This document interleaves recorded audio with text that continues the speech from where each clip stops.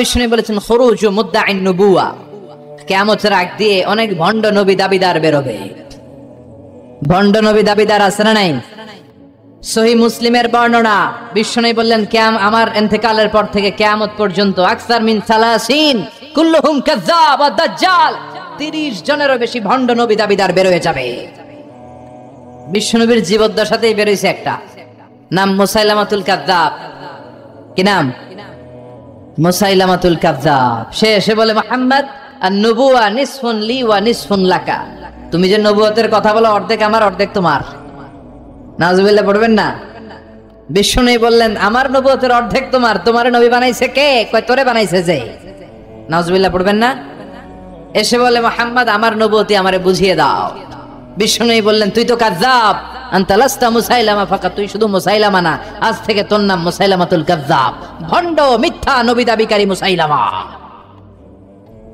তার পুরো জীবনটা গজবে গজবে কেটেছে।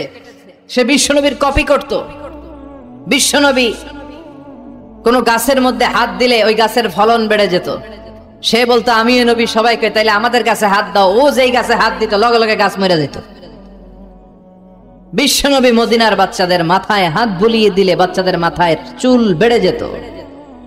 মুসাইলামা কয় আমিও নবী, সবাই কয় তাহলে আমাদের বাচ্চাদের মাথায় হাত বুলিয়ে দাও। মুসাইলামাও নবীর মতো কপি করে হাত বুলায় দিতে লাগলো। যেই বাচ্চাদের মাথায় সে হাত বুলালো, মাথার চুল বাড়াতো দূরের কথা, ওগুলো আজীবন ছিল টাক মাথা, মাথায় চুলই হয় নাই। বিশ্বনবী কোন লোনা পানির কুয়ার মধ্যে কুলি করে ফেলে দিলে ওটা মিঠা পানি হয়ে যেত, আর এইটা কোন মিঠা পানির কুয়াতে কুলি মারলে ওটা লবণাক্ত হয়ে যেত। তার মানে রিঅ্যাকশন করতো। সুবহানাল্লাহ কইবেন না? কারণ এটা বিশ্বনবীর সাথে বেয়াদবি। ইয়ার মুখে ইয়ামামাতে এই মুসাইলামাতুল কাযযাবের ইন্তেকাল হয়েছে। এরপরে আলজেরিয়াতে দাবি করেছে আন-নবুওয়া, নবুয়তি দাবি করেছে। বিশ্বনবীর পরে আর কোন নবী আসতে পারে? চিল্লায় বলেন, মা কানা মুহাম্মাদুন আবা আহাদিম মির রিজালিকুম ওয়ালাকিন রাসূলুল্লাহি ওয়া খাতামান নাবিয়্যিন। মুহাম্মদ তোমাদের কোন ছেলেদের পিতা নন, তিনি হলেন খাতামুন নবিয়্যিন, তিনি হলেন রাসূলুল্লাহ, তিনি হলেন আল্লাহর প্রেরিত রাসূল, তিনি হলেন খাতামুন নবিয়্যিন। নবী আসার সাইয়েদনা আদম থেকে শুরু করে একজন একজন করে নবী আসার যে ধারাবাহিকতা, এই চেইনটাকে আল্লাহ বিশ্বনবীর মাধ্যমে কাট আপ করে দিয়েছেন। বিশ্বনবীর পরে আর কোন নবী আছে? কোন রাসূল আছে? বিশ্বনবী বলতেন লা নাবিয়্যা বা'দি, আমার পরে কোন নবী নাই, কোন রাসূলও নাই। তবে লাউ কানা বা'দি নাবিয়্যুন লাকানা উমর, আমার পরে যদি কেউ নবী হতো আমার ওমর নবী হয়ে যেত। প্রভু তুমি বলেছ রাসূল দেবে না, বলনি দেবে না ওমর, বলনি দেবে না হামজা তারি, খালিদ বিজয়ী সমর। প্রভু তুমি বলেছ রাসূল দেবে না, বলনি দেবে না ওমর, বলনি দেবে না হামজা তারি, খালিদ বিজয়ী সমর। প্রভু তুমি বলেছ রাসূল দেবে না। আল্লাহু আকবার। আমার নবীর পরে কোন নবী হতে পারে? বিশ্বনবী বললেন আমার পরেও 30-এর অধিক এরকম ভণ্ড নবী দাবিদার বেরোবে। আরেকজন ভণ্ড নবী দাবিদার আছে, আমরা সবাই তারে চিনি, মির্জা গোলাম আহমদ কাদিয়ানী। চিল্লায় বলেন আছে না নাই? এত মুসলমান এই দেশে, তারপরেও এই দেশে বসে সে বিশ্বনবীর বিরুদ্ধে অপপ্রচার চালায়। তারা চালা পান্ডারা বিশ্বনবীর বিরুদ্ধে বলে। এই মির্জা গোলাম আহমদ কাদিয়ানীকে নবী হিসেবে তারা স্বীকার করে। এরা কখনো মুসলমান হতে পারে? এদেরকে রাষ্ট্রীয়ভাবে অমুসলিম বলে রাষ্ট্রীয়ভাবে সার্কুলার করে ঘোষণা দিতে হবে। চিল্লায় বলেন ঠিক কিনা? এদের কার্যক্রমে দেশে আছে। কেমন করে এরা সুযোগ পায়? আমরা একটা তাফসীর মাহফিলের অনুমতি নিতে পারি না। আমরা হকের কথা বলি বিদায় আমাদের মাহফিলে 144 হয়ে যায়। গানের মাহফিলে সমস্যা নাই, গানের কনসার্টে সমস্যা নাই, নাচানাচিতে সমস্যা নাই, কিন্তু কোরআনের কথা বললে এক শ্রেণীর লোকের মধ্যে চুলকানি আছে না নাই? ওই দেশে মির্জা গোলাম আহমদ কাদিয়ানীর চালাচা মুন্ডারা কাজ করে যায়, কোনো সমস্যা হয় না। এই মির্জা গোলাম আহমদ কাদিয়ানী, তার বাড়ি ইন্ডিয়ার পাঞ্জাবে। কোথায়? পাঞ্জাব এলাকায় তার বাড়ি। এই বেয়াদবটা প্রথমে দাবি করেছে আমি শেষ নবী। এরপরে দাবি করেছে আমি ইমাম মাহাদি। এরপর সে দাবি করেছে আমি ঈসা আল মাসীহ। এই বেয়াদবটা পায়খানার ভিতরে, পায়খানার ট্যাঙ্কি ভেঙে পায়খানার কমোডের ভিতরে পড়ে মারা গিয়েছে। পড়েন আমিন। তো সভাপতি তো সে হবে যার মসজিদের জন্য দরদ বেশি, মসজিদে আসে বেশি, নামাজি বেশি, যার হৃদয়ে তাকওয়া বেশি। কথা কন। এখন এর উল্টো হইলেই তো আমানতের খেয়ানত। যে শিক্ষক হওয়ার যোগ্যতা রাখে না, এরা যদি প্রাইমারি স্কুলের প্রিন্সিপাল বানায় দেন, দেশের অবস্থা কি হবে? যে মন্ত্রী হওয়ার যোগ্যতা রাখে না, এরা যদি মন্ত্রী বানিয়ে দেন, যে এমপি হওয়ার যোগ্যতা রাখে না, এরা যদি এমপি বানিয়ে দেন, যে নেতা হওয়ার যোগ্যতা রাখে না, এরা যদি নেতা বানিয়ে দেন, যে ইমাম হওয়ার যোগ্যতা রাখে না, ওরা যদি ইমাম বানিয়ে দেন, এটা কিয়ামতের আলামত। কথা কন। আবার তিরমিজির বর্ণনা বিশ্বনবী বলেন ওয়াকানা যাইমুল কওমি আরযালাহুম, কিয়ামতের আগে সমাজের সবচেয়ে বড় চোর, বাটপার, বদমাশগুলো নেতা হয়ে যাবে। তাদের নেতৃত্ব মেনে নিতে হবে বাধ্য হয়ে। ভয়ে লোকজন তাদেরকে সালাম দিবে, অন্তরে তাদের জন্য কোনো ভালোবাসা খুঁজে পাওয়া যাবে না। প্রতিটা কথা বিশ্বনবী কেমন যেন বাংলাদেশ দেখে দেখে বলছেন। চিল্লা এখন ঠিক কিনা? আমানাত ওয়াল্লাযীনা হুম লিআমানাতিহিম ওয়া আহদিহিম রাউন। মুমিনের বৈশিষ্ট্য, মুমিন যদি প্রতিশ্রুতি দেয়, মুমিন যদি আমানত নেয়, ওই আমানতের খেয়ানত করে না। আমানত এটা একটা ব্রড বিষয়। আল্লাহ আমাকে সম্পদ দিয়েছে, এই সম্পদ আমার কাছে আমানত। আল্লাহ আমার ব্যক্তিত্ব দিয়েছে, এই ব্যক্তিত্ব আমার আমানত। আল্লাহ আমাকে ছেলে মেয়ে দিয়েছে, এটা আমার কাছে আমানত। আমার স্ত্রী আমার কাছে আমানত। যিনি মসজিদের ইমাম, পুরো মসজিদটা আপনার কাছে আমানত। যিনি হাই স্কুলের হেডমাস্টার, আপনার পুরো প্রাইমারি স্কুল, আপনার হাই স্কুল আপনার কাছে আমানত। যিনি চেয়ারম্যান, তার কাঁধের উপরে তার এলাকাটা আমানত। যিনি মেম্বার অফ দ্য পার্লামেন্ট, পুরো নির্বাচনী এলাকাটা তার কাছে আমানত। যিনি প্রধানমন্ত্রী, পুরো দেশটা তার কাঁধের উপরে আমানত।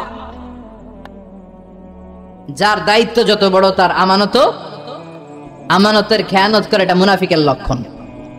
কথা বলেন। বিশ্বনবী বললেন একটার পর একটা আমানতের খেয়ানত হতে থাকবে সমাজে। আমরা জাহান্নামের দ্বার গোড়ায় চলে এসেছি, কিয়ামতের দ্বার প্রান্তে চলে এসেছি। একটার পর একটা আমানতের খেয়ানত আছে না নাই?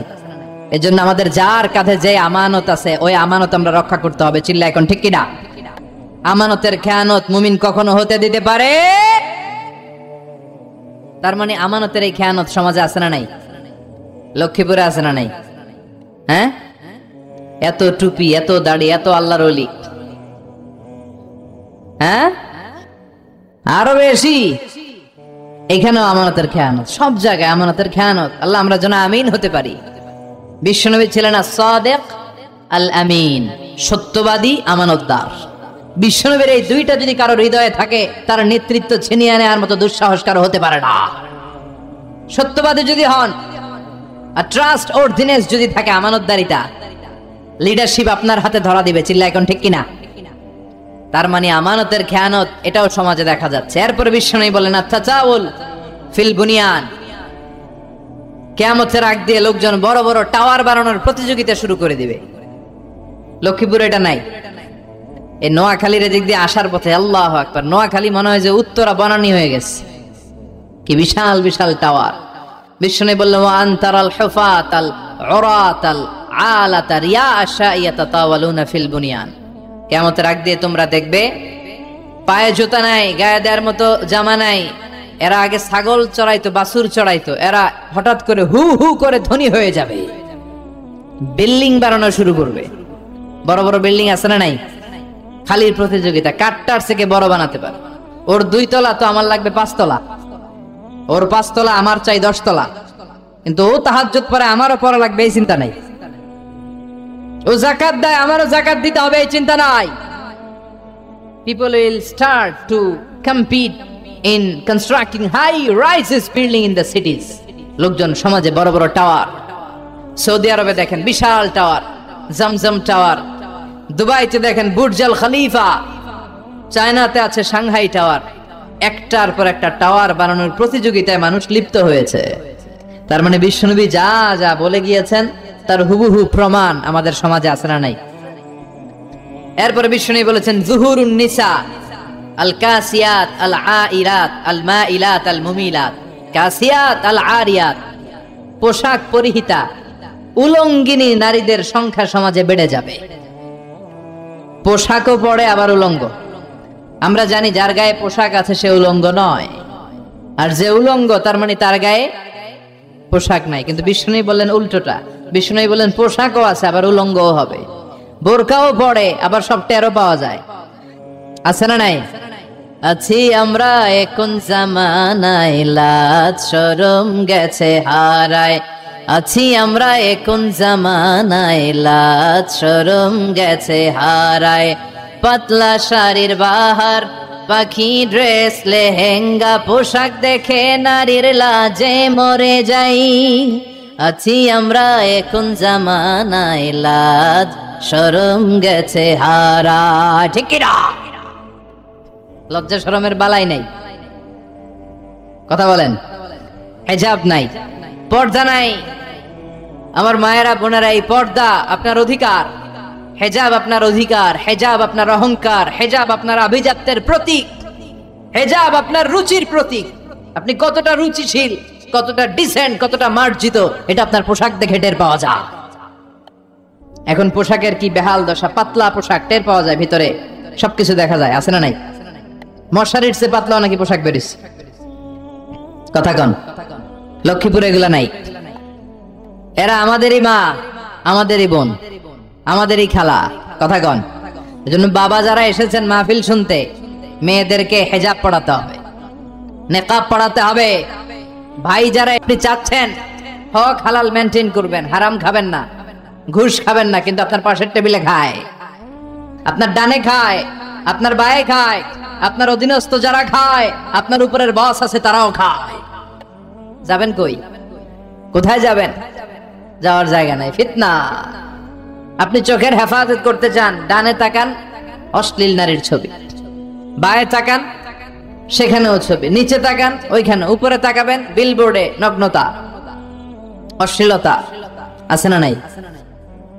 ফিতনাতুন তামুজুকা মাউজিল বাহার, সাগরের ঢেউ যেমনি সাগর থেকে তীরে এসে আছড়ে পড়ে, তেমনি ফিতনা একটার পর একটা ফিতনার ঢেউ এসে আপনার সামাজিক জীবনে, আপনার ব্যক্তিগত জীবনে, আপনার পারিবারিক জীবনে এসে আছড়ে পড়বে। চিল্লায় বলেন ঠিক কি না? এজন্য সহিহ মুসলিমের বর্ণনা, বিশ্বনবী ফিতনা থেকে বাঁচার দোয়া আমাদের শিখালেন। বিশ্বনবী দোয়া করতেন, আল্লাহুম্মা ইন্না নাউযু বিকা মিনাল ফিতান মা যাহারা মিনহা ওয়া মা বাতান। আল্লাহ, প্রকাশ্য অপ্রকাশ্য সব ফিতনা থেকে তুমি আমাদের বাঁচাও। এই দোয়াটা পড়ার দরকার আছে না নাই? কই যাবেন? ফিতনা থেকে বাঁচার কোনো উপায় নাই। আলেম ওলামাদেরকে অনুসরণ করবেন, এক এক আলেম এক এক কথা কয়। কথা বলেন। রফিকুল্লাহ আফসারি ভাই নাম শুনছেন?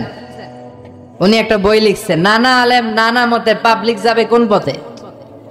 কথা কন। এক কোরআন, এক ইসলাম, এক নবী, এক আমাদের রব, তারপরে গুতাগুতি আছে না নাই?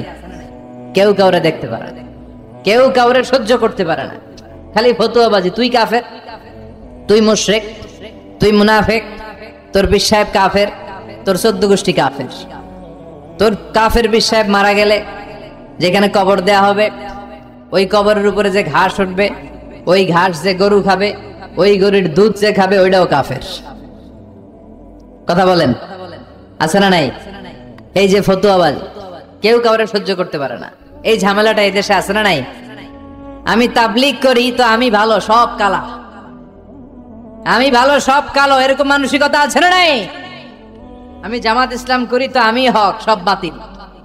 আমি আহলে হাদিস করি তো আমি হক, সব বাতিল। আমি অমুক পীরের মুরিদ তো আমি ভালো, সব পীরের মুরিদ এগুলো জাহান্নামী। এই মানসিকতা আছে না নাই? সবার কোরআন কয়টা? সবার নবী কয়জন? সবার রব কয়জন? তাহলে এত মাথা ব্যথা কেন? এত ঠেলাঠেলি কেন? এত গুতাগুতি কেন? আল মুমিনুনা ইখওয়া ফাসলিহু বাইনা আখাওয়াইকুম। মুমিনরা যারা লা ইলাহা ইল্লাল্লাহ পড়েছে সব ভাই, ঠিক কি না?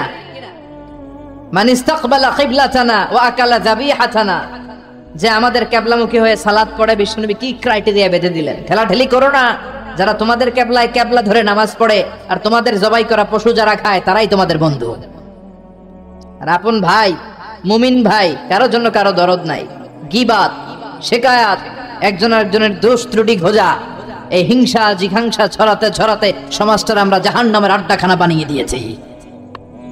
ফিতনা তামুজু কামাউজিল বাহর, আপনি ফিতনায় জড়াতে চাবেন না, তারপরেও পারবেন না। আপনি হকের পক্ষে আছেন, আপনি কারো সমালোচনা করেন না, এরপরও আপনার পায়ে পাড়া দিয়ে ঝগড়া করতে আসবে। এরকম আছে না নাই? এজন্য আমাদের সম্বল বিশ্বনবীর এই দোয়াটা, আল্লাহুম্মা ইন্না নাউযু বিকা মিনাল ফিতান মা যাহারা মিনহা ওয়া মা বাতান। হে আল্লাহ, প্রকাশ্য অপ্রকাশ্য, দেখা যায় দেখা যায় না, এরকম সব ফিতনা থেকে আল্লাহ তুমি আমাদের বাঁচাও। তাহলে এই যে বিশ্বনবী বললেন চারদিকে ফিতনার ছড়াছড়ি, এই ছোট আলামতটাও আছে না নাই? লক্ষ্মীপুরের কি অবস্থা? লক্ষ্মীপুরে কোনো ফিতনা নাই। বাংলাদেশের একমাত্র ফিতনা মুক্ত জেলা লক্ষ্মীপুর। কথা কন, লক্ষ্মীপুরে এইসব ফিতনা আছে না নাই যেগুলো বললাম? ভয়ঙ্কর অবস্থা। তার মানে এটাও পাওয়া গিয়েছে। আল্লাহু আকবার, কি ফিলোসোফার ছিলেন আমার নবী, কি দার্শনিক! এই আলামতগুলো পড়লে আর শুনলে, আলোচনা করলে মনে হয় বিশ্বনবী যেন একবিংশ শতাব্দীর দিকে তাকিয়ে তাকিয়ে আলামতগুলো বলে গিয়েছেন। বিংশ শতাব্দীর দিকে তাকিয়ে আমাদের সমাজ ব্যবস্থা দেখে দেখে মনে হয় বিশ্বনবী বলেছেন। আল্লাহু আকবার, একটার পর একটা আলামত মিলে যায়। 3 নম্বর আলামত, পড়ানোর প্রযুক্তি মালয়েশিয়াতে আবিষ্কৃত হয়, আনা হয় নাই। এটা ছিল পাশের দেশ সিঙ্গাপুরে। তার ব্যক্তিগত চিকিৎসকরা বলল, স্যার আমাদের চিকিৎসায় তো এটা নাই, আপনাকে বাঁচতে হলে সিঙ্গাপুর যেতে হবে, ওখানে যে রিং পরান। ঠিক ওই সময়ে মালয়েশিয়ার সাথে সিঙ্গাপুরের রাষ্ট্রীয়ভাবে কিছু দ্বন্দ্ব আর ঝামেলা ঝগড়াঝাটি চলছিল। পাশাপাশি দেশ হলে এরকম কিছু ঝামেলা ঝগড়া আছে না নাই? কিছু কিছু বিষয়ে বনিবনা হচ্ছিল না। মাহাথির বললেন, এই মুহূর্তে যদি আমি সিঙ্গাপুরে যাই ওদের দেশের চিকিৎসা নেই, এটা আমার জন্য অপমান, এটা সিঙ্গাপুরকে স্যালিউট করা হবে আর আমার পরাজয় বরণ করা হবে না, এটা হতে পারে না। এই দেশের সাধারণ জনগণের যদি এই রিং পরানো লাগে তারা কই যাবে? তাদের জন্য এই রিং পরানোর ব্যবস্থা যেহেতু মালয়েশিয়াতে আমি করতে পারি নাই, এই মালয়েশিয়া ছেড়ে কোথাও যেয়ে চিকিৎসা আমি নিতে পারি না। আমার দেশে এনজিওগ্রাম, এনজিওপ্লাস্টির ব্যবস্থা 1 বছরের ব্যবধানে করা হোক। মালয়েশিয়ার কুয়ালালামপুর 1 বছরের ব্যবধানে এই প্রযুক্তি চিকিৎসা বিজ্ঞানীরা নিয়ে আসলো। তিনি আল্লাহর উপর তাওয়াক্কুল করে ধৈর্য ধারণ করলেন, তিনি মরেন নাই, তিনি বেঁচে ছিলেন। উনি ওনার দেশে এই প্রযুক্তি চিকিৎসা পদ্ধতি এনে নিজের দেশের হাসপাতালের ওটিতে শুয়ে এই অপারেশন করে এনজিওগ্রাম, এনজিওপ্লাস্টি করে নিজের হার্টের ভেতরে রিং পড়িয়েছেন। আমরা নিজের দেশের খবর নাই, আমাদের দেশের 12টা বাজুক, আমি সিঙ্গাপুর চলে যাব, আমি থাইল্যান্ড চলে যাব, আমি জাপান যে চিকিৎসা নেব, আর দেশের জনগণ গোল্লায় যা। কথা বলেন, সম্পদের আধিক্য, সম্পদের তারল্য গোটা বিশ্বব্যাপী, এই আলামতটা সমাজে আছে না নাই? এরপর বিশ্বনবী বললেন, ইতাআতু যাওজা ওয়া উকুকুল উম। কিয়ামতের আগে, তিরমিজির বর্ণনা, কিয়ামতের আগে বিয়ে করার পরে ছেলেগুলো মাকে ভুলে যাবে, স্ত্রীর পেছনে পেছনে দৌড়াবে। এরকম লক্ষ্মীপুরে নাই? কম না? মাশাআল্লাহ, হুজুর কাছে কম, সবাইকে বেশি। হুজুরেরটাই ধরি, হ্যাঁ? আচ্ছা, কম বেশি, কম বেশি এখানেও আছে। আরেকজনকে মাঝামাঝি, এ অনেক চালাক, কম বেশি কোনটা কোন বিপদে পড়ে, আমি মাঝামাঝি থাকি। তো কিয়ামতের আগে মাকে ভুলে যাবে। মা, এই নামটা শুনলে অন্তর জুড়িয়ে যায়। স্ত্রী চলে গেলে স্ত্রী পাওয়া যায়, মা চলে গেলে মা পাওয়া যায়। স্ত্রীকে বাদ দিয়ে দেন, এটা বলছি না, তালাক দিয়ে দেন বলছি না, বুঝাবেন, মিউচুয়াল আন্ডারস্ট্যান্ডিং করবেন। এখন আমাদের সমাজে ডমিনেশন চলে, শাশুড়ি কয় আমি চালামো, বউ কয় আমি চালামো, আছে না নাই? এই কিলাকিলি শুরু হয়ে যায়। কিন্তু শাশুড়ির উচিত বৌমাটারে নিজের মেয়ের মতো মনে করা, আর বৌমার উচিত শাশুড়িকে নিজের মায়ের মতো সেবা করা। তাহলে শান্তি আসবে, তাহলে ভারসাম্য আসবে। আল্লাহ তুমি সহি সমঝ দান করো। মাকে ভুলা যাবে না, মাকে ভুলা, মায়ের গুণ বাবার চেয়ে কয় গুণ বেশি? রব্বুল আলামিন বলেন, হামালাতু উম্মুহু, বাবা তোমারে পেটে ধরে নাই, পেটে ধরেছে কে? ওয়াহানানা আলা ওয়াহান, 8 মাস 9 মাস বাবা কষ্ট সহ্য করে নাই, সহ্য করেছে কে? ওয়া ফিসালুহু ফি আমাইন, 2 বছর বাবা দুধ খাওয়ায় নাই, দুধ খাওয়ালো কে? মায়ের এক ধার দুধের দাম কাটিয়া গায়ের চাম পাপস বানাইলেও ঋণের শোধ হবে না এমন দরদি ভাবে কেউ হবে না আমার মা গো ঠিক কি না বিষ্ণু বললেন লাউ কাতাআতা জিলদাক জিলদ মানে চামড়া তোমার চামড়া কেটে যদি তোমার সব গায়ের চামড়া কেটে কেটে যদি মায়ের পায়ের দুটো জুতা বানিয়ে দাও তাহলে ছোটবেলা যে দুধ খেয়েছো সব দুধ না এক ঢোক যে দুধ খেয়েছো এক ঢোকের দুধের শোধ আদায় হবে না এজন্য মায়ের কাছ থেকে দোয়া নেওয়ার দরকার আছে না নাই আমার আর আপনার মা আমরা যখন পেটে ছিলাম কিছু মনে আছে ওই হিস্টোরি হ্যাঁ লাথি মারছিলেন যে মায়ের পেটে লাথি মেরেছিলাম যে কষ্ট দিয়েছিলাম যে মনে আছে কিছু ভুলে গেছি খাইয়া ফেলাইছি সব কিচ্ছু মনে নাই কি কষ্ট যে দিয়েছি আমার মারে 3 মাস 4 মাস 5 মাস 8 মাসের সময় একটা বস্তা ছিল আমার মায়ের পেট এই বস্তাটা নিয়ে আমার মা টয়লেটে যেত এই বস্তাটা নিয়ে আমার মা সারাদিন রান্নাঘরে রান্না করত আর চোখের পানি ছেড়ে বালিশ ভেজাতো কবে আমার মানিকরে আমি হাতে ফিরে পাবো কবে তুমি আল্লাহ আমার এই সোনার ধনকে আমার হাতে তুলে দিবা এখন পরামর্শ দিয়েছেন বিশ্বনবী one of the minor sign before the day of judgment people will give salam to those who are known to them personally চিনে তো সালাম দেয় চিনে না তো সালাম দেয় না আজকে থেকে সবাই সবাইরে সালাম দিতে রাজি আছেন নাকি খালি চিনলে দিবেন আজকে মাহফিল শেষে ঘরে যেই স্ত্রীকে দিবেন রাজি আছেন না ঘরে ঢুকে অপেক্ষা করেন বউ কখন দিবে আমারে হ্যাঁ এরকম করা যাবে আজকে যেই ভাবির আগে সালাম দিবেন রাজি আছেন সবাই আল্লাহ তুমি তৌফিক দাও সালাম মানে শান্তি সালাম মানে ভালোবাসার বহিঃপ্রকাশ আসসালামু আলাইকুম মানে পিস বি আপন ইউ শান্তি যে তোমার উপরে বর্ষিত হোক আবার আল্লাহর একটা নাম হচ্ছে সালাম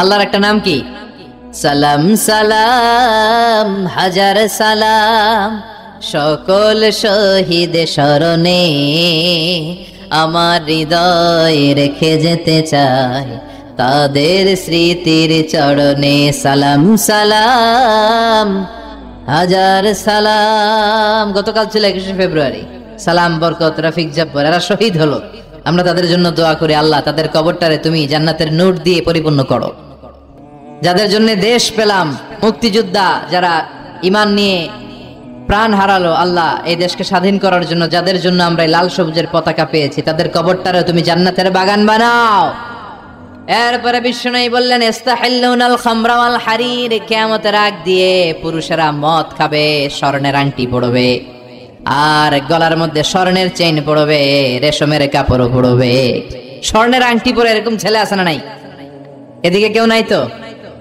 না ইনশাআল্লাহ থাকলেও আর পরবে না স্বর্ণের আংটি পরা যাবে না যুবক ভাইয়েরা পুরুষের জন্য স্বর্ণের আংটি স্বর্ণ জাতীয় যে কোনো জিনিস ব্যবহার করা সিল্কের রেশমের কাপড়কে ব্যবহার করাকে চিরকালের জন্য হারাম করেছে কে জান্নাতি পুরুষরা জান্নাতে যে রেশমি কাপড় পরবে their dress will be in Jannah fine green silk with gold embroidery পাতলা সবুজ রেশমের কাপড়ের পোশাক হবে জান্নাতীদের পোশাক যেখানে গোল্ডের স্বর্ণের ডিজাইন করা এমব্রয়ডারির ডিজাইন থাকবে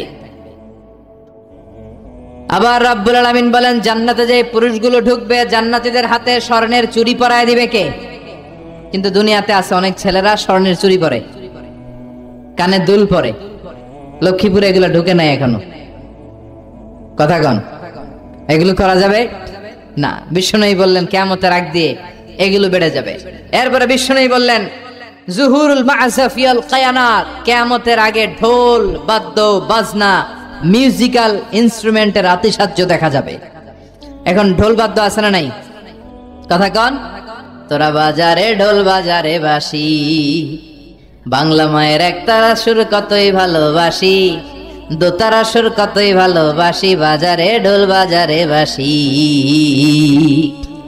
বিষ্ণু বলেন বুইস্তু আন উকাসসিরাল মাযহামির আমি ঢোল বাঁশি হারমোনিয়াম তবলা ভেঙে চুড়ে মাটির সাথে গুড়িয়ে দেওয়ার জন্য এসেছি আর ওই নবীর উম্মাত কয় বাজারে ঢোল আহা বিষ্ণুনবী ঢোল বাদ্য ভাঙার জন্য এসেছেন এজন্য মুমিনের সাথে ঢোল বাদ্য হারমোনিয়াম বাঁশির কোনো সম্পর্ক থাকতে পারে তবে বিশ্বনবী দফ বাজানোর অনুমতি দিয়েছেন। কি বাজানোর কথা বলেন? দফ বাজাতে পারবেন, কিন্তু ঢোল বাজানো যাবে। দফ চিনেন? দফের এক পাশ খোলা থাকে, একমুখী, এক পাশ খোলা আর এক পাশ আটকানো, কিন্তু ঢোলের দুই পাশ আটকানো। ঢোল বাজালে অন্তরে নেফাকি তৈরি করে কে? বিশ্বনবী যখন মক্কা থেকে মদিনায় হিজরতে গেলেন, বিশ্বনবীর শুভাগমন উপলক্ষে মদিনার আবাল বৃদ্ধ বনিতা সবাই বিশ্বনবীকে ওয়েলকাম জানানোর জন্য মদিনার রাস্তাঘাটে দফ নিয়ে দাঁড়িয়ে রইলেন আর পড়তে আরম্ভ করলেন, তলাআল বাদরু আলাইনা মিন সানি